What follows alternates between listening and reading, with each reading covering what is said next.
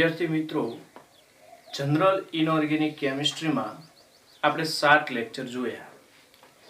એમાં 6 લેક્ચરમાં ionic bond, lattice energy, hydration energy, એમની એપ્લિકેશન, ફજાન્સ રૂલ, થર્મલ સ્ટેબિલિટી વિશે જાણ્યું. છેલ્લે 7મા લેક્ચરમાં આપણે સહસંયોજક બંધની પ્રસ્તાવના એટલે કે વેલેન્સી વિશે જાણ્યું. એમાં વેલેન્સી, વેરિયેબલ વેલેન્સી વિશે આપણે જાણ્યું. હવે અહીંયા આ લેક્ચરમાં આપણે ચાલુ કરીશું સહસંયોજક બંધની પ્રોપર વાત. તો જો વિદ્યાર્થી મિત્રો, આપણો જે ટોપિક છે ખાસ અહીંયા ધ્યાન રાખજો. સહસંયોજક બંધ, સહસંયોજક બંધ એટલે કે કોવેલેન્ટ બોન્ડ, કોવેલેન્ટ બોન્ડ.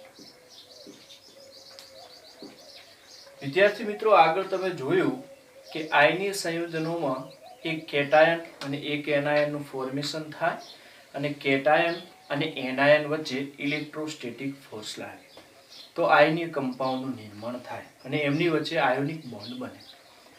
પરંતુ કોવેલેન્ટ બોન્ડમાં આ પ્રકારના આયનોનું ફોર્મેશન થતું નથી. તો પહેલા તો તમને એ કહીશ કે આયોનિક કમ્પાઉન્ડમાં ઇલેક્ટ્રોનની ભાગીદારી થાય.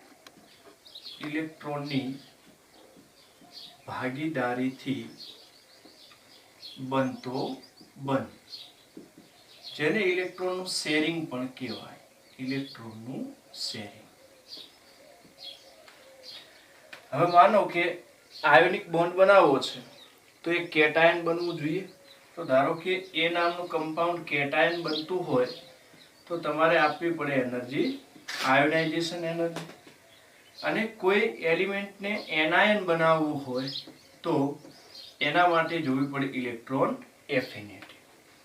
હવે આયોનાઇઝેશન એનર્જી ઓછી હોય તો કેટાયન બને અને ઇલેક્ટ્રોન એફિનિટી વધારે હોય તો એનાયન બને. પરંતુ ધારો કે આપણી પાસે જે બંધમાં ભાગ લેતા એટમ છે એ એવા પ્રકારના એટમ છે કે જેની આયોનાઇઝેશન એનર્જી ઓછી હોવી જોઈએ એમની આયોનાઇઝેશન એનર્જી વધારે છે, અને જેની ઇલેક્ટ્રોન એફિનિટી વધારે હોવી જોઈએ એમની ઇલેક્ટ્રોન એફિનિટી ઓછી છે. તો પછી કેટાયન અને એનાયનનું ફોર્મેશન થશે નહીં અને આયોનિક બંધ બનશે નહીં. તો આ પ્રકારના જે એલિમેન્ટ છે એમને સ્ટેબિલિટી પ્રાપ્ત કરવી હશે, બરાબર, તો ઇલેક્ટ્રોનનું શેરિંગ કરવું પડશે. તો હું એને સ્ટેટમેન્ટમાં લખી દઉં કે બંધમાં ભાગ લેતા તત્વો, બંધ બનવામાં ભાગ લેતા તત્વો કે જેમાં આયોનાઇઝેશન એનર્જી વધુ હોય એવા એલિમેન્ટ હોય અને ઇલેક્ટ્રોન એફિનિટી ઓછી હોય એવા એલિમેન્ટ હોય. તો આવા એલિમેન્ટ ઇલેક્ટ્રોનનું શેરિંગ કરે છે અને ઇલેક્ટ્રોનનું શેરિંગ એટલે કે ઇલેક્ટ્રોનની કરે છે ભાગીદારી. વિદ્યાર્થી મિત્રો, ઇલેક્ટ્રોનની ભાગીદારીથી જે બંધ બને એને આપણે કહીએ છીએ કોવેલેન્ટ બોન્ડ એટલે કે મિત્રો સહસંયોજક બંધ. એને આપણે કહીએ છીએ સહસંયોજક બંધ. તો અહીંયા સહસંયોજક બંધમાં એક વાત ચોક્કસપણે આપણે શીખી ચૂક્યા કે કેટાયન અને એનાયનનું ફોર્મેશન ઈઝી નથી. માટે કેટાયન અને એનાયનમાં ન ફેરવાતા આવા એલિમેન્ટ સ્ટેબિલિટી પ્રાપ્ત કરવા માટે ઇલેક્ટ્રોનનું શેરિંગ કરે છે.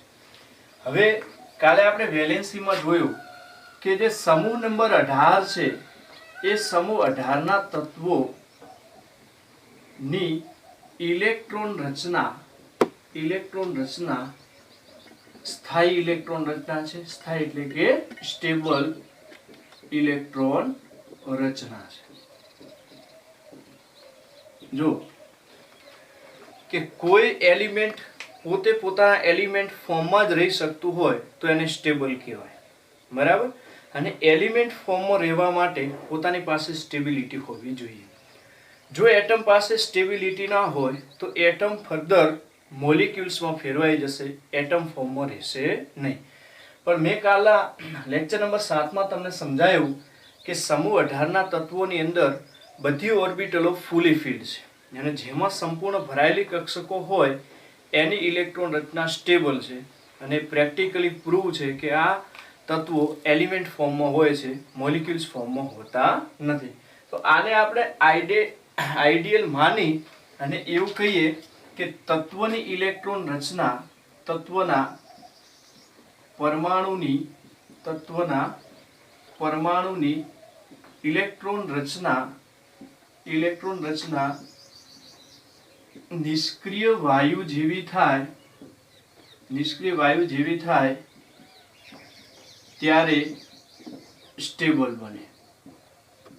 હવે આપણું કોઈ અધર તત્વ છે, નિષ્ક્રિય વાયુ સિવાયનું કોઈ અધર તત્વ છે, તો એ તત્વ નિષ્ક્રિય વાયુ જેવી ઇલેક્ટ્રોન રચના પ્રાપ્ત કરવાનો પ્રયત્ન કરશે, કારણ કે નિષ્ક્રિય વાયુ જેવી ઇલેક્ટ્રોન રચના સ્ટેબલ ઇલેક્ટ્રોન રચના છે અને કેમિસ્ટ્રીમાં સ્ટેબિલિટી પ્રાપ્ત કરવા માટે કોઈ પણ ક્રિયા થઈ શકે. હવે અહીંયા જો એલિમેન્ટની ઇલેક્ટ્રોન રચના નિષ્ક્રિય વાયુ જેવી થાય તો એ સ્ટેબલ બને છે.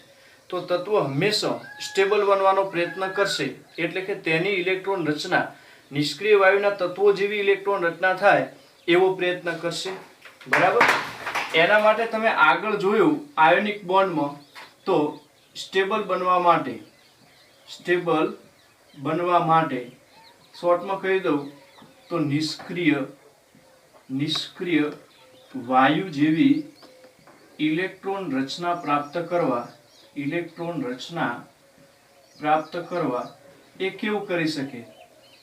તો ઇલેક્ટ્રોન ગુમાવી શકે. જો ઇલેક્ટ્રોન ગુમાવવાથી નિષ્ક્રિય વાયુ જેવી રચના બનતી હોય તો ઇલેક્ટ્રોન ગુમાવી શકે, ઇલેક્ટ્રોન મેળવી શકે. જો ઇલેક્ટ્રોન મેળવવાથી એની ઇલેક્ટ્રોન રચના નિષ્ક્રિય વાયુ જેવી થાય તો ઇલેક્ટ્રોન મેળવી શકે. પણ ઇલેક્ટ્રોન ગુમાવવા માટે આયોનાઇઝેશન એનર્જીની જરૂર છે અને ઇલેક્ટ્રોન મેળવવા માટે ઇલેક્ટ્રોન એફિનિટીની જરૂર છે. જો આ બે જે એનર્જી છે એ આના માટે સુઇટેબલ ના હોય અને જો એને નિષ્ક્રિય વાયુ જેવી ઇલેક્ટ્રોન રચના પ્રાપ્ત કરવી હોય તો એ ત્રીજો રસ્તો વિચારશે અને એ છે ઇલેક્ટ્રોનનું શેરિંગ. એટલે હું કહીશ કે પરમાણુઓ વચ્ચે ઇલેક્ટ્રોનની ભાગીદારી. આને એક એક્ઝામ્પલ ફોર્મમાં જોઈએ આપણે કે આ બધું જો મિત્રો એક એક્ઝામ્પલ લઈએ કે ક્લોરીન છે, ઠીક? તો ક્લોરીન ની ઇલેક્ટ્રોન રચના બાહ્યતમ કક્ષાની છે 3s2 3p5. બરાબર. હવે અહીંયા 5 ને 2 7, તો સંયોજકતા ઇલેક્ટ્રોન એના થયા 7.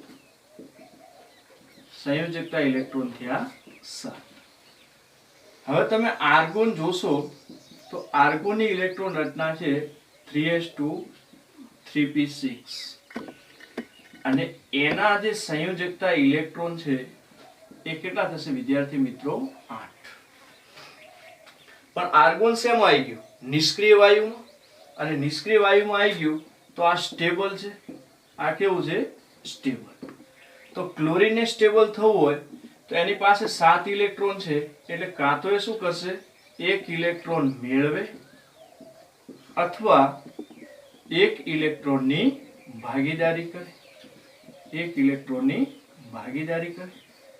હવે ઇલેક્ટ્રોન મેળવે અને એનાયન બનશે તો એમાં આયોનિક બોન્ડ જોવા મળશે, જે વાત આપણે અગાઉ કરી ચૂક્યા છીએ. અહીંયા આપણે 1 ઇલેક્ટ્રોનની ભાગીદારી કરાવીશું. અહીંયા શું કરાવીશું? બીજા 1 ઇલેક્ટ્રોનની ભાગીદારી. તો એના 8 ઇલેક્ટ્રોન પૂરા થશે. હવે હાઇડ્રોજનની વાત કરું વિદ્યાર્થી મિત્રો, તો હાઇડ્રોજનની ઇલેક્ટ્રોન રચના 1s1. બરાબર. તો એના જે સંયોજકતા ઇલેક્ટ્રોન છે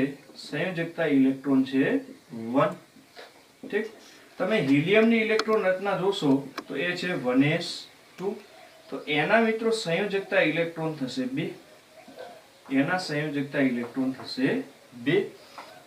પણ હિલિયમ નિષ્ક્રિય વાયુ જેવું તત્વ છે, એ નિષ્ક્રિય વાયુ જ છે, તો એની ઇલેક્ટ્રોન રચના કેવી છે? સ્ટેબલ. તો હાઇડ્રોજન છે એ પોતે 2 ઇલેક્ટ્રોન કરવાનો પ્રયત્ન કરશે. એના માટે કાં તો એને 1 ઇલેક્ટ્રોન મેળવવો પડે, પણ 1 ઇલેક્ટ્રોન મેળવવો મુશ્કેલ છે. તો આ એલિમેન્ટ શું કરી શકે? આ એલિમેન્ટ વિદ્યાર્થી મિત્રો 1 ઇલેક્ટ્રોનની ભાગીદારી કરી શકે. 1 ઇલેક્ટ્રોનની ભાગીદારી કરી શકે. તો અહીંયા મેં તમને સમજાયું કે સહસંયોજક બંધ બનાવવા માટે તત્વે ઇલેક્ટ્રોનની ભાગીદારી કરવી પડે છે. કેમ ભાગીદારી કરવી પડે છે? તો એલિમેન્ટ જે છે એ નિષ્ક્રિય વાયુ જેવી ઇલેક્ટ્રોન રચના પ્રાપ્ત કરવાનો પ્રયત્ન કરતો હોય છે. એના માટે એને ઇલેક્ટ્રોન મેળવવા પડે અથવા ગુમાવવા પડે. મેળવે ને ગુમાવે તો આયોનિક બોન્ડ બને. પરંતુ જો ઇલેક્ટ્રોનની ભાગીદારી અધર એલિમેન્ટ સાથે કરશે તો એની અંદર તમને સહસંયોજક બંધ જોવા મળશે. હવે વિદ્યાર્થી મિત્રો, સહસંયોજક બંધમાં પહેલો સિદ્ધાંત જોઈએ, લુઈસ સિદ્ધાંત. તો મિત્રો અહીંયા પહેલો સિદ્ધાંત હશે લુઈસનો સિદ્ધાંત. લુઈસ થિયરી એટલે કે લુઈસનો સિદ્ધાંત. આપણે ધીરે ધીરે સમજવાનો પ્રયત્ન કરીએ કે લુઈસ પહેલો એવું કહેતો હતો કે સંયોજકતા કક્ષાના ઇલેક્ટ્રોન બંધ બનાવવામાં ભાગ લઈ શકે. લુઈસ સિદ્ધાંત એવું કહે છે કે એલિમેન્ટની ઇલેક્ટ્રોન રચના લખો અને એમાં જે અગાઉના લેક્ચરમાં વાત કરીએ મુજબ જે સંયોજકતા ઇલેક્ટ્રોન છે એ જ બોન્ડિંગમાં ભાગ લઈ શકશે. તત્વ ઇલેક્ટ્રોનની ભાગીદારી એટલે કે શેરિંગ કર્યા બાદ નિષ્ક્રિય વાયુ જેવી ઇલેક્ટ્રોન રચના પ્રાપ્ત કરશે. અને મેં સમજાવ્યું કે આવી ઇલેક્ટ્રોન રચના સ્થાયી એટલે કે સ્ટેબલ ઇલેક્ટ્રોન રચના કહેવાશે. એમાં લુઈસનો એક નિયમ આવે છે, અષ્ટકનો નિયમ.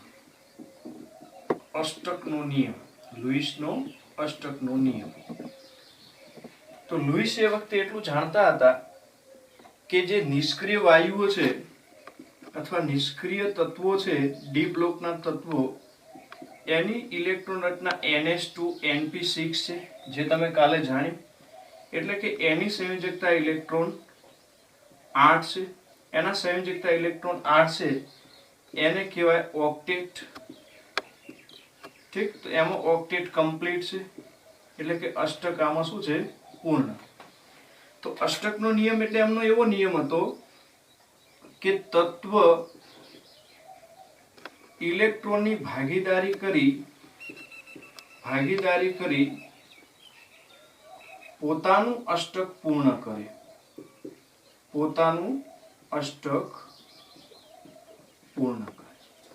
ઠીક, તો આ ખાસ યાદ રાખજો કે લુઈસ મુજબ તત્વ જ્યારે ઇલેક્ટ્રોનની ભાગીદારી કરે છે પછી જે મોલિક્યુલ્સ બનાવે છે એ મોલિક્યુલ્સમાં તત્વનું અષ્ટક પૂર્ણ થયેલું હોવું જોઈએ. એવું કેમ? કારણ કે વાત તો એકને એક જ છે કે નિષ્ક્રિય વાયુ જેવી ઇલેક્ટ્રોન રચના થવી જોઈએ. અને એ નિષ્ક્રિય વાયુઓની જનરલ ઇલેક્ટ્રોન કોન્ફિગરેશન કેવી?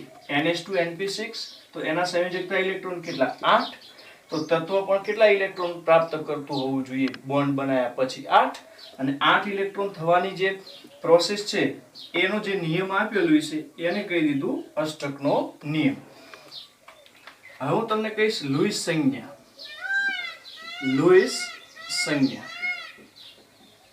તો વિદ્યાર્થી મિત્રો, લુઈસ સંયોજકતા ઇલેક્ટ્રોનને ડોટ અથવા ક્રોસ વડે દર્શાવતો. લુઈસ પ્રમાણે અથવા લુઈસના મત મુજબ જે સંયોજકતા ઇલેક્ટ્રોન છે એને ડોટ વડે કે ક્રોસ વડે દર્શાવવા. બરાબર?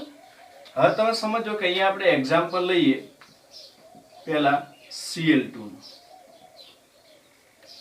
તો ક્લોરીનની વેલેન્સ ઇલેક્ટ્રોન એટલે કે સંયોજકતા કક્ષાની ઇલેક્ટ્રોન રચના થશે વિદ્યાર્થી મિત્રો 3s2 3p5 એટલે 7 ઇલેક્ટ્રોન.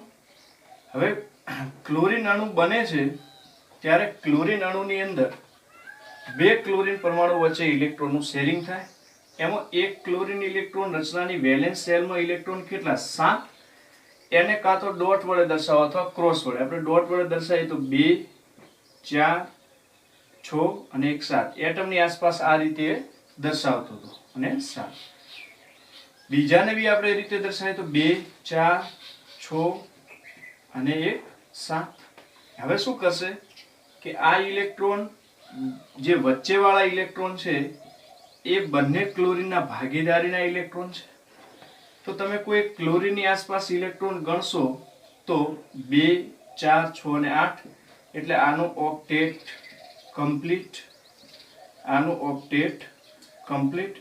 અને આ ક્લોરીનની એરાઉન્ડ પણ 2 4 6 અને 8 એટલે આનું ઓક્ટેટ કમ્પ્લીટ અને વચ્ચેના જે બે ઇલેક્ટ્રોન છે કે જે બેના સહિયારા ઇલેક્ટ્રોન છે અથવા ભાગીદારીમાં રહેલા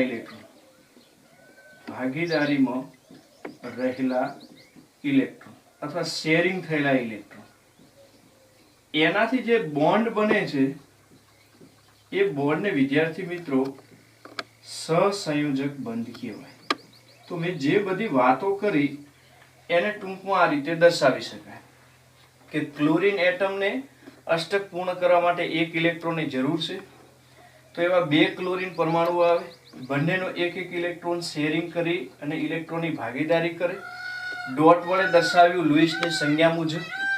તો એના વચ્ચે એક બોન્ડ ફોર્મેશન થાય છે અને આ બે ઇલેક્ટ્રોન પછી બંને ક્લોરીન પરમાણુના સહિયારા ગણાશે એટલે એમના ઇલેક્ટ્રોન 8 ગણાશે. તો બંનેના ઓક્ટેટ કમ્પ્લીટ થશે એટલે આ બંને નિષ્ક્રિય વાયુ જેવી ઇલેક્ટ્રોન રચના પ્રાપ્ત કરી. આ શેરિંગ ઇલેક્ટ્રોન અથવા ભાગીદારીમાં રહેલા ઇલેક્ટ્રોન દ્વારા જે બોન્ડ બન્યો છે એ બોન્ડનું નામ આપી દીધું આપણે સહસંયોજક બંધ, કોવેલેન્ટ બંધ. તો અહીંયા ઓક્ટેટ કમ્પ્લીટ થઈ ગયું. હવે તમે ધારો કે હાઇડ્રોજનની વાત કરો, કારણ કે બધે 8 ઇલેક્ટ્રોન થવા અષ્ટકનો નિયમ બધે પડાવવો એવું નથી. અહીંયા અષ્ટકના નિયમની મર્યાદા કેવી હોય તો કહી શકાય. લુઈસના નિયમની મર્યાદા નથી કહેતો, કારણ કે લુઈસ શબ્દ એવો વાપરતો હતો કે નિષ્ક્રિય વાયુ જેવી ઇલેક્ટ્રોન રચના થાય, પણ એ એવું કહેતો તો અષ્ટકનો નિયમ. તો અહીંયા અષ્ટકનો નિયમ નહીં લાગે. ધારો કે હાઇડ્રોજનની વાત કરું તો હાઇડ્રોજન છે H2 અણુની વાત કરીએ તો હાઇડ્રોજનની ઇલેક્ટ્રોન રચના 1s1. ઠીક, H2 અણુ બનાવવામાં બે હાઇડ્રોજન આવશે, બરાબર. લુઈસ પ્રમાણે હાઇડ્રોજનના ઇલેક્ટ્રોનને આપણે ડોટ વડે દર્શાવીએ તો એકના એક ઇલેક્ટ્રોન, બીજા હાઇડ્રોજનના પણ એક. હવે આ જે બે વચ્ચે ઇલેક્ટ્રોન આયા છે એ બે સહિયારી ભાગીદારીના ઇલેક્ટ્રોન છે એટલે અહીંયા બે ઇલેક્ટ્રોન રહેશે અને અહીંયા પણ બે ઇલેક્ટ્રોન રહેશે. એટલે આ હાઇડ્રોજનનું અષ્ટક નહીં પણ ડુપ્લેટ પૂર્ણ થયું છે એમ કહેવાય, ડુપ્લેટ કમ્પ્લીટ. અને એની ઇલેક્ટ્રોન રચના લાઈક હિલિયમ થઈ ગઈ, હિલિયમ જેવી. અને હિલિયમ જે છે એ નિષ્ક્રિય તત્વ છે અને નિષ્ક્રિય તત્વ જેવી ઇલેક્ટ્રોન રચના હોય તો આ પણ કેવું થઈ ગયું, સ્ટેબલ. તો અહીંયા જે આ ઇલેક્ટ્રોન છે આ ઇલેક્ટ્રોન બંને તત્વના સહિયારા ઇલેક્ટ્રોન એટલે કે ભાગીદારીમાં રહેલ ઇલેક્ટ્રોન અથવા આ ઇલેક્ટ્રોનનું શેરિંગ થયેલું છે. આ શેરિંગ થયેલા ઇલેક્ટ્રોનની જોડ છે એને આપણે કહીએ છીએ વિદ્યાર્થી મિત્રો સહસંયોજક બંધ. આનું નામ આપીશું આપણે સહસંયોજક બંધ. તો ટૂંકમાં સહસંયોજક બંધ એટલે ભાગીદારી કરી અને બનાવેલો બંધ. ભાગીદારી શેના માટે કરવી જોઈએ તો નિષ્ક્રિય તત્વ જેવી ઇલેક્ટ્રોન રચના પ્રાપ્ત કરવા. વિદ્યાર્થી મિત્રો હવે આપણે મલ્ટિપલ બોન્ડ શું છે સહસંયોજક બંધમાં એ જોઈએ. તો અહીંયા મલ્ટિપલ બોન્ડ એટલે એક કરતા વધુ બંધ. તો એના વિશે હું લખીશ જ્યારે સહસંયોજક બંધમાં ભાગ લેતા બે તત્વો પૈકી દરેક તત્વના બે અથવા ત્રણ ઇલેક્ટ્રોન ભાગીદારી કરતા હોય ત્યારે બે બંધ અથવા ત્રણ બંધ બને છે, જેને એટલે કે એક કરતા વધુ બંધ બને છે, જેને આપણે મલ્ટીપલ બોન્ડ કહીશું, જેને મલ્ટીપલ બોન્ડ કહેવાય. હવે પહેલા છે હું એક્ઝામ્પલમાં સિંગલ બોન્ડ થી વાત કરું. જો પહેલા તો લખી દઈએ કે સિંગલ બોન્ડ એટલે કે એકલ બંધ. સિંગલ બોન્ડ એટલે કે એકલ બંધ. તો એકલ બંધમાં બંને તત્વના એક ઇલેક્ટ્રોનની ભાગીદારી થાય, એટલે કે એક ઇલેક્ટ્રોનનું શેરિંગ થાય. બરાબર? એક ઇલેક્ટ્રોનનું શેરિંગ થાય તો જે બોન્ડ બને એને એકલ બંધ કહો, સિંગલ બંધ કહો. બરાબર? હવે આવશે ડબલ બોન્ડ એટલે કે દ્વિબંધ. ડબલ બોન્ડ એટલે દ્વિબંધ. તો આમાં ભાગીદારી કરતા બંને તત્વના બે ઇલેક્ટ્રોનનું શેરિંગ થાય. બે ઇલેક્ટ્રોનનું શેરિંગ થાય. બંધમાં ભાગ લેતા બે તત્વો હોય અને બંનેના બે ઇલેક્ટ્રોનનું શેરિંગ થાય તો એને કહીશું આપણે ડબલ બોન્ડ. અને લાસ્ટ આપણે આવશે ટ્રિપલ બોન્ડ.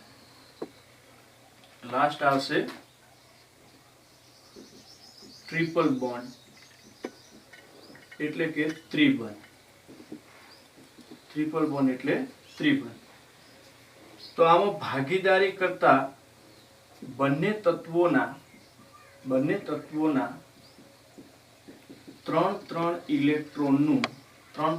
ઇલેક્ટ્રોનનું વિદ્યાર્થી મિત્રો શેરિંગ થાય. અહીંયા ત્રણ તત્વોનું શેરિંગ થાય. હવે આના આપણે આવું કેમ થાય કે જો એક ઇલેક્ટ્રોનનું શેરિંગ થવાથી અષ્ટક પૂર્ણ થતું હોય તો પછી એક ઇલેક્ટ્રોનનું શેરિંગ કરે. જો એક ઇલેક્ટ્રોનના શેરિંગથી અષ્ટક પૂર્ણ ન થતું હોય તો બે ઇલેક્ટ્રોનનું શેરિંગ કરે લુઈસ મત મુજબ. અને બે તત્વોના શેરિંગ કરવાથી અષ્ટક પૂર્ણ ન થતું હોય તો ત્રણ ઇલેક્ટ્રોનનું શેરિંગ કરી શકે. હવે આપણે દરેકના એક્ઝામ્પલ લઈએ. કે પહેલું એક્ઝામ્પલ લઈએ Cl2 અણુનું. તો એમાં તમને ખબર છે ક્લોરીનની સંયોજકતા કક્ષાની ઇલેક્ટ્રોન રચના છે 3s2 3p5. બરાબર? આગળ જોયા પ્રમાણે અહીંયા 7 ઇલેક્ટ્રોન છે, એટલે માત્ર ને માત્ર એક ઇલેક્ટ્રોનની શું કરવી પડશે? ભાગીદારી અથવા એક ઇલેક્ટ્રોનનું અહીંયા શેરિંગ થશે. બરાબર? 7 ઇલેક્ટ્રોન છે ને, તો ક્લોરીન છે એના 7 ગણીએ 2 4 6 ને 1 7. આના પણ 2 4 6 ને 1 7. તો આનો પહેલા ક્લોરીન એટમનો એક ઇલેક્ટ્રોન અને બીજા ક્લોરીનનો એક ઇલેક્ટ્રોન, પહેલાનો એક અને બીજાનો એક, આ એક બીજા વચ્ચે શું કરી છે? ભાગીદારી. એટલે અહીંયા Cl બોન્ડ Cl બનશે. ઠીક? અને આ ઇલેક્ટ્રોન 2 4 6, અહીંયા પણ 2 4 6. તો અહીંયા બંનેના એક ઇલેક્ટ્રોને શેરિંગ કર્યું છે. એટલે આ બોન્ડ થશે એકલ બંધ એટલે કે સિંગલ બોન્ડ. આ બોન્ડ વિદ્યાર્થી મિત્રો કેવો થશે? Single bond. હવે આપણે એક્ઝામ્પલ લઈએ ડબલ બોન્ડનું. તો એક્ઝામ્પલમાં આપણે O2 નું ઉદાહરણ લઈએ. તો ઓક્સિજનની ઇલેક્ટ્રોન રચના ઓક્સિજન 8, તો 1s2 2s2 અને 2p4 થશે. તો અહીંયા સંયોજકતા ઇલેક્ટ્રોન છે. સંયોજકતા ઇલેક્ટ્રોન કેટલા દેખાય છે તમને? 6, 2s ના 2 અને 2p ના 4. હવે એને અષ્ટક પૂર્ણ કરવું હોય તો અષ્ટક પૂર્ણ કરવા કેટલા ઇલેક્ટ્રોન જોઈએ છે? 2. તો બંને ઓક્સિજનના એટમ બે ઇલેક્ટ્રોનનું અહીંયા શેરિંગ કરશે. બે ઇલેક્ટ્રોનનું શું કરશે? શેરિંગ કરશે. જેમ કે તમે ઓક્સિજનના 2 એટમ લાવો મોલિક્યુલ્સ બનાવતા પહેલાના સંયોજકતા ઇલેક્ટ્રોન 6 છે, તો આજુબાજુ 6 લખીએ, 2 2 4 ને 2 6. બીજા ઇલેક્ટ્રોનના પણ 2 2 4 ને 2 6. હવે તમે જુઓ કે અહીંયા પહેલા ઓક્સિજનના 2 ઇલેક્ટ્રોન અને બીજા ઓક્સિજનના 2 ઇલેક્ટ્રોન, બરાબર, દરેકના 2 2 ઇલેક્ટ્રોન કરે છે. હવે ધારો કે શેરિંગ થયું એટલે બંને જે શેરિંગમાં રહેલા ઇલેક્ટ્રોન તો સહિયારા કહેવાય. આના સહિયારા ગણો તો 2 4 6 ને 8, આનો અષ્ટક કમ્પ્લીટ. એવી રીતે આના તમે ગણશો તો કેટલા થશે? 2 4 6 ને 8. તો બંનેના અહીંયા ઓક્ટેટ કેવા થશે? કમ્પ્લીટ. અને લુઈસ મુજબ ઓક્ટેટ જેના કમ્પ્લીટ હોય એ સ્ટેબલ કહેવાય. હવે તમે જુઓ કે અહીંયા નીચે બોન્ડ ફોર્મમાં લખીએ તો ઓક્સિજન, અહીંયા પણ ઓક્સિજન, એક ઇલેક્ટ્રોનની જોડ વચ્ચેથી એક બોન્ડ, વળી બીજા એક ઇલેક્ટ્રોનની જોડીથી બીજો બોન્ડ રચાય, બરાબર. બાકીના ઇલેક્ટ્રોન સેમ છે એમને એમ લખી દઈએ, બરાબર. તો અહીંયા ફોર્મેશન થયું ડબલ બોન્ડનું. અહીંયા ફોર્મેશન થયું ડબલ બોન્ડ, એક કરતાં વધારે, એટલે ડબલ બોન્ડ જે છે એ મલ્ટિપલ બોન્ડ કહેવાશે, કારણ કે દરેક તત્વ 2 2 ઇલેક્ટ્રોનની ભાગીદારી કરે છે. પછી ટ્રિપલ બોન્ડ માટે તમે N2 નું એક્ઝામ્પલ જુઓ જરા, તો તમને ખબર પડશે કે નાઇટ્રોજન ઇલેક્ટ્રોન રચના 7, તો ઇલેક્ટ્રોન રચના કરીએ પરમાણુ ક્રમાંક 7, તો ઇલેક્ટ્રોન રચના કેટલી થશે? 1s2 2s2 અને 2p3. હવે સંયોજકતા ઇલેક્ટ્રોન કેટલા?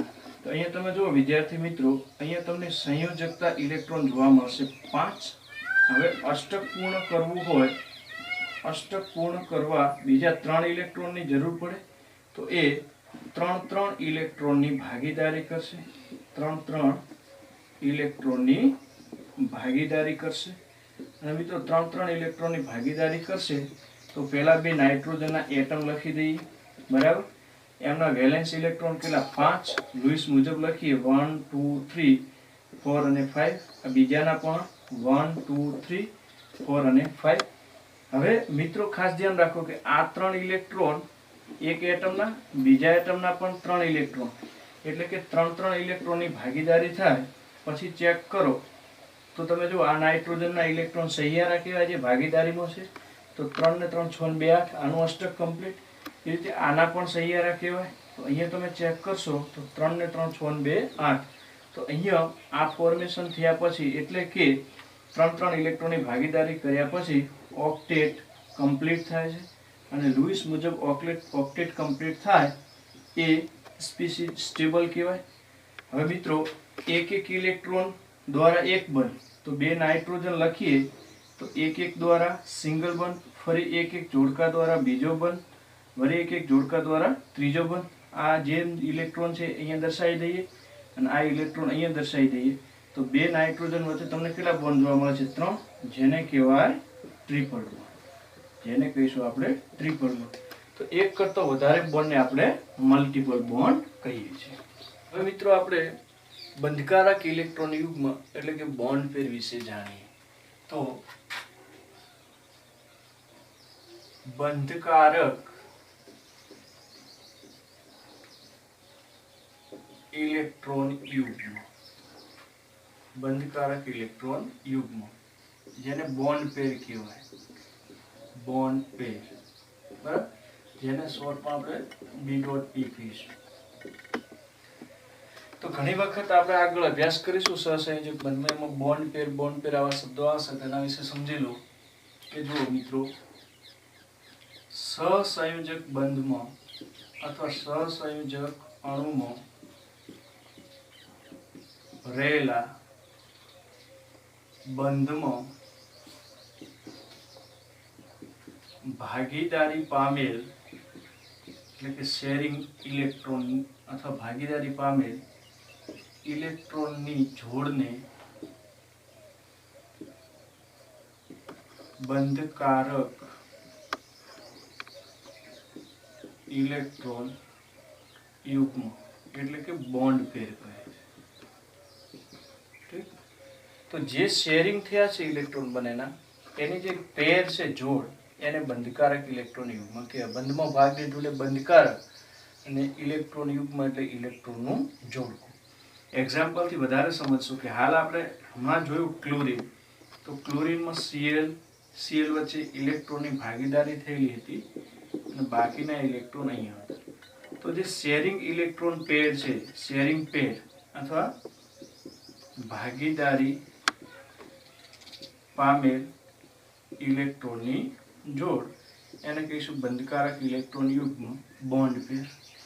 તો અહીંયા બોન્ડ પેર કેટલી છે? એક. બરાબર, કારણ કે આ બે ઇલેક્ટ્રોન શેમાં ભાગીદારીમાં પામ્યા છે? બંધમાં.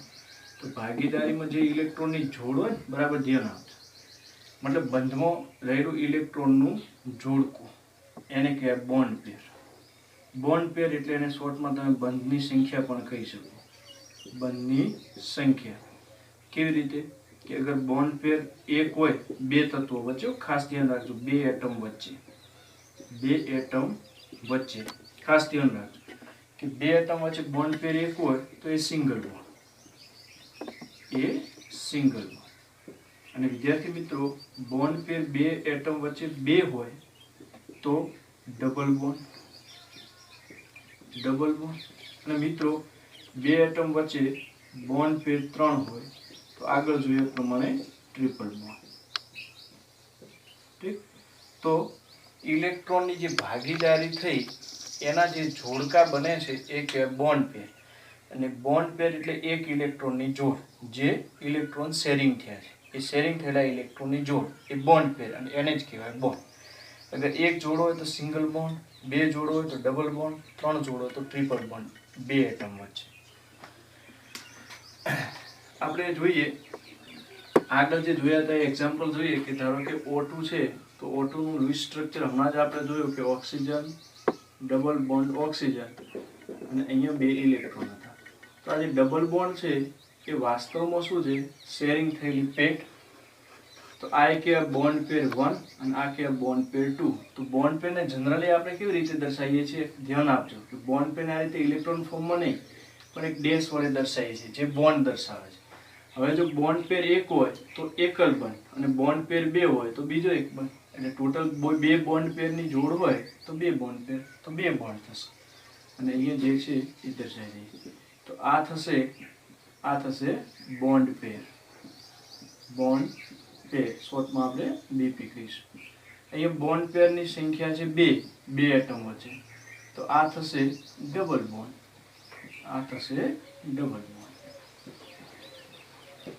એવી રીતે તમે N2 માં બી હાલત જોયું એનું સ્ટ્રક્ચર કે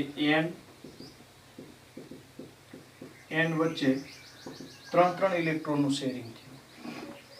તો જો આ એક બોન્ડ પેર, આ બીજી બોન્ડ પેર, અને આ ત્રીજી બોન્ડ પેર. બોન્ડ પેરને આપણે ડેશ વડે દર્શાવીએ તો એક બોન્ડ પેર, બીજી બોન્ડ પેર, ત્રીજી બોન્ડ પેર. જે બોન્ડ પેર છે એને બોન્ડ કહીએ. બરાબર, આ બે ઇલેક્ટ્રોન એમને એમ રાખીએ. તો આ 3 કેવા છે? બોન્ડમાં શેરિંગ થયું છે, ભાગીદારી કરી છે, એટલે બોન્ડ પેર. બરાબર, અને બોન્ડ પેર 3 છે, બોન્ડ પેર અહીંયા 3 છે, તો આ બોન્ડ આપણે કહીશું ટ્રિપલ બોન્ડ. આ બોન્ડને કહીશું વિદ્યાર્થી મિત્રો ટ્રિપલ બોન્ડ. બરાબર. તો ટૂંકમાં તમને બોન્ડ પેર વિશે ખ્યાલ આવી ગયો હશે કે બોન્ડ પેર એટલે શું? તો જે બે એલિમેન્ટ હોય, બરાબર, પોતે અષ્ટક પ્રાપ્ત કરવા માટે લૂઇસ મુજબ અથવા સ્ટેબિલિટી પ્રાપ્ત કરવા માટે ઇલેક્ટ્રોનનું શેરિંગ કર્યું. બંનેનો એક ઇલેક્ટ્રોનનું શેરિંગ થાય તો બંનેની એક ઇલેક્ટ્રોનની એક જોડ બની, એ બોન્ડ પેર કહેવાય. જો બે હોય તો બે બોન્ડ પેર બન્યું. 3 ઇલેક્ટ્રોનનું શેરિંગ થયું હોત તો 3 બોન્ડ પેર બન્યું. બોન્ડ પેર મીન્સ બોન્ડ, જેને આપણે ડેશ વડે દર્શાવીએ છીએ. તો બોન્ડ પેર શીખ્યા પછી આપણે લોન પેર જોઈએ, જેને હું લખીશ અબંધકારક ઇલેક્ટ્રોન યુ, જેને લોન પેર કહીશું. લોન પેર શોર્ટમાં LP, અથવા એને અનશેડ પેર ઇલેક્ટ્રોન પણ કહેવાય. અનશેડ પેર ઇલેક્ટ્રોન. તો પેલા લોન પેર વિશે શીખી જાઓ, કારણ કે આગળ આપણે બોલીશું બોન્ડ પેર શું છે, લોન પેર કેટલી છે, તો એ આવડવું જોઈએ. પરમાણુના અથવા અણુમાં પરમાણુના સંયોજકતા ઇલેક્ટ્રોનની જોડ કે જે બંધ બનાવવામાં ભાગીદારી પામતી નથી તેવી ઇલેક્ટ્રોનની જોડને અબંધકારક ઇલેક્ટ્રોનની જોડ એટલે કે અબંધકારક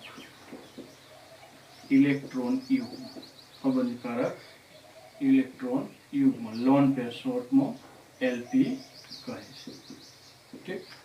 હવે આનો એક્ઝામ્પલ સમજવા તમે આગળ જે પ્રમાણે ક્લોરીનનું એક્ઝામ્પલ લઈએ તો ક્લોરીનનું આપણે લૂઇસ સ્ટ્રક્ચર જોયું હતું Cl2 અણુનું કે Cl વચ્ચે એક બોન્ડ પેર બરાબર જે ભાગીદારી કરે છે એ હાલ સમજાવ્યા પ્રમાણે બોન્ડ પેર થશે અને બાકીના 3 ઇલેક્ટ્રોન અહીંયા હતા તો લૂઇસ પ્રમાણે આપણે સંયોજકતા ઇલેક્ટ્રોનને જ આવી સંજ્ઞા વડે દર્શાવીએ છીએ. એ બધા ઇલેક્ટ્રોન પૈકી એક ઇલેક્ટ્રોન તો શેર થઈ ગયો તો એ થઈ ગઈ બોન્ડ પેર બરાબર. તો બોન્ડ પેર અહીંયા કેટલી એક બટ એમ પૂછે કે બોન્ડ પેર ઇલેક્ટ્રોન તો એક બોન્ડ પેરમાં 2 ઇલેક્ટ્રોન હતા બોન્ડ પેર ઇલેક્ટ્રોન કેટલા થઈ ગયા 2. ઠીક. હવે આ બાજુના ક્લોરીનની તમને પૂછે કે લોન પેર કેટલી લોન પેર એટલે અબંધકારક ઇલેક્ટ્રોન યુગ્મ કેટલા તો એક જોડા જે છે સંયોજકતા ઇલેક્ટ્રોન બટ બોન્ડમાં પાર્ટિસિપેટ થતી નથી એક જોડ થશે આ અને એક જોડા થશે તો લોન પેર શોર્ટમાં આપણે એલપી કહીએ કેટલે થશે 3 બટ આના લોન પેર ઇલેક્ટ્રોન કહીએ તો એક પેરમાં 2 ઇલેક્ટ્રોન તો કેટલા થશે 6. આ ક્લોરીનની અંદર પણ સેમ ટુ સેમ થશે.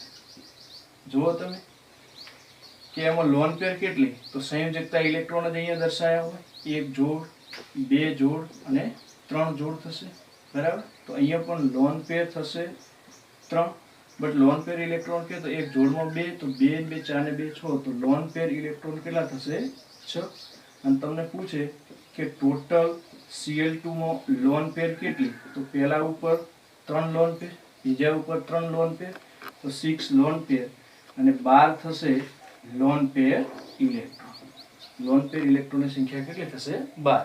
તો બોન્ડ પેર એટલે શેરિંગ થયેલા ઇલેક્ટ્રોનની જોડ જે સંયોજકતા કક્ષાના જ હોય અને લોન પેર એટલે સંયોજકતા કક્ષાના જ ઇલેક્ટ્રોન બટ શેરિંગ ન થયેલા હોય તેવા.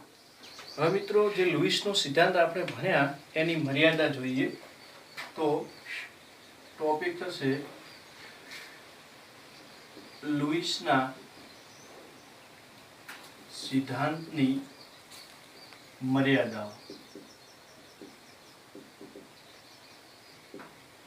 એમાં પહેલી મર્યાદા છે કે આ સિદ્ધાંતથી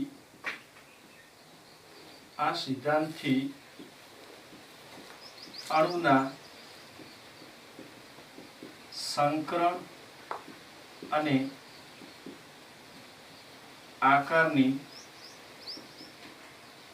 માહિતી મળતી નથી.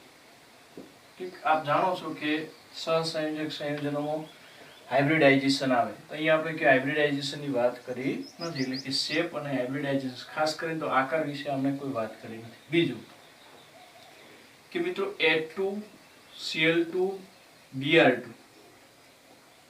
વચ્ચે સહસંયોજક બંધ અથવા તો એમના વચ્ચે બંધ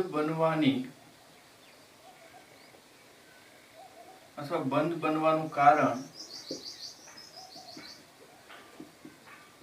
સમજાવી શકતો નથી. જો કે અહીંયા એટમ સેમ છે તો electronegativity same ionization energy same electron affinity same આ બધું સરખું હોવા છતાં આ પ્રકારના અણુનું ફોર્મેશન કેમ થાય છે એ આપણે લૂઇસના સિદ્ધાંતની મદદથી સમજી શકતા નથી. પછી NH4Cl કમ્પાઉન્ડ છે તો એમાં આયનીય બંધ અને સહસંયોજક બંધ બંને હાજર છે, જે લુઈસના સિદ્ધાંતથી સમજી શકાતું નથી. પછી આમાંનામાં એક CO કમ્પાઉન્ડ છે, તો CO નું સ્ટ્રક્ચર થશે CO, બરાબર. અહીંયા લોન પેર અને અહીંયા આવશે સવર્ગ સહસંયોજક બંધ, સવર્ગ સહસંયોજક બંધ. તો આના વિશેની માહિતી પણ આપણને લુઈસ કોન્સેપ્ટમાંથી મળતી નથી. જેટલી એની મર્યાદાઓ છે એ આપણે પહેલા સમજી લઈએ. ત્યાર પછી મિત્રો ચોથી મર્યાદા છે કે કેટલાક હાઇપોવેલેન્ટ એટમ હોય છે અથવા મોલિક્યુલ્સ હાઇપોવેલેન્ટ હોય છે. અહીંયા હું એવું કહીશ કે અષ્ટક પૂર્ણ થતું નથી. હવે લુઈસનો સિદ્ધાંત તો અષ્ટક પૂર્ણ કરવાનો સિદ્ધાંત હતો, પણ હાઇપોવેલેન્ટ એટમ રહી જાય છે કેટલાક મોલિક્યુલ્સમાં, જેમ કે BF3, AlCl3, BCl3.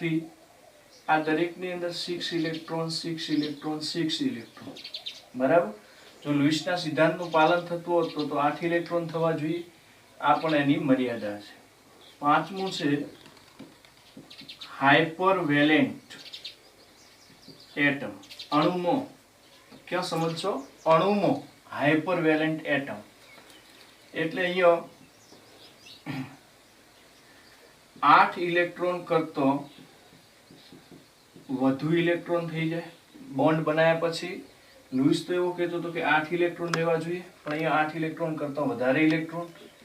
જેમ કે એક્ઝામ્પલ લઈએ તો PCl5, SF6, IF7 અને A2SO4 માં અહીંયા તમે જુઓ ક્લોરીનની અંદર નહીં પણ ફોસ્ફરસમાં 10, સલ્ફરમાં 12, આયોડિનમાં 14 અને અહીંયા સલ્ફરમાં 12. તો 8 ઇલેક્ટ્રોન કરતો ઇલેક્ટ્રોન વધી જાય છે એવા કમ્પાઉન્ડને આપણે શેમાં લઈશું? હાઇપરવેલેન્ટ એટમમાં. ખરેખર લુઈસના સિદ્ધાંતનું પાલન થયું હોત તો કેટલા ઇલેક્ટ્રોન રહેવા જોઈતા હતા? 8 ઇલેક્ટ્રોન. પછી અનપેડ ઇલેક્ટ્રોન. અનપેડ ન બોલતા આપણે ઓડ ઇલેક્ટ્રોન બોલીએ. ઓડ ઇલેક્ટ્રોન જેમ કે મિત્રો O2 માઇનસ છે તો એની અંદર O બોન્ડ O, બરાબર. ડબલ બોન્ડ કરીએ તો બંને પાસે બે ઇલેક્ટ્રોન આગળ જોઈએ પ્રમાણે હોવા જોઈએ. આમાં એક વધારાનું એકલું ઇલેક્ટ્રોન છે જે કહેવાશે ઓડ ઇલેક્ટ્રોન, બરાબર. તો ત્યાં તમે લોન પેર અને બોન્ડ પેરની જ વાત કરી. કેટલાક કમ્પાઉન્ડમાં ઓડ ઇલેક્ટ્રોન પણ આવે છે જે લુઈસ સમજાવી શકતો નથી. સાતમું અણુની સ્ટેબિલિટી. સ્ટેબિલિટી એટલે ગુજરાતીમાં કહું તો સ્થાયીતા. સ્થાયીતા સમજાવી શકતો નથી. અને આઠમું કે બંધ બનવાથી ઊર્જા મુક્ત થાય, ઊર્જા મુક્ત થાય એ પણ આ સિદ્ધાંતથી